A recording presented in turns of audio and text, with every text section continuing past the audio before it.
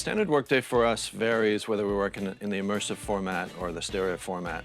If we're working in stereo, it's predominantly an analog process. We've got the analog console behind us here, and we'll set up songs in a playback workstation, generally Pro Tools, go through our chain, go through the analog chain and recapture it in a different workstation, mostly Wavelab.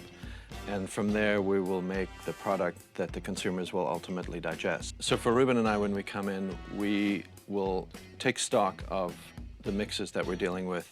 We'll take a listen, we'll feel them out. We'll have a conversation with the client, which is generally the artist or the producer, the engineer, or somebody at the record label, or everybody in between. So we'll take stock, we'll bring our best to the product, we'll process the music in a way that we know is going to translate to the consumer out there. If we're working in the immersive field, it's a similar process, but all the processing is digital in that regard, and there's much more headphone work in that regard. When we're working in the stereo field, we're constantly going back between headphones and speakers, making sure that the music will really resonate out there and be something that the fans can digest in terms of depth of field and size and balance, and making sure that they can hear the core of the music. And most of the time that means the vocal. You know, when you're listening to music and it sounds like we were never there, we've succeeded the most. If the focus of the audio goes right to that core, the melodic structure of the music, and the rest of the band holds that up in place, that's our job, to create that balance and make it sound like we were never there to do it. And the more depth of field and size we give that process, the more successful we've been for that product and that client and that art, you know.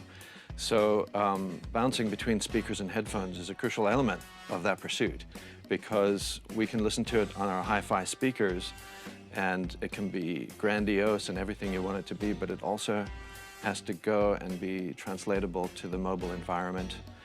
We can listen on anything from little ear pods to high-end headphones. So we have to have all these tools available to us in order to create that for the client.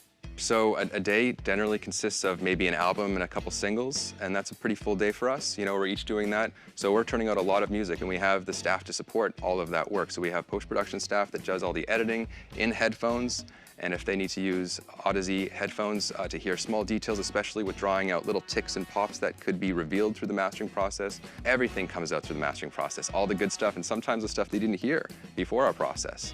And that type of work is definitely much better done in the headphone environment versus the speaker environment, because you can really hear the little tiny little details of that and make sure that you did that work properly. That is very much relied on by our production staff.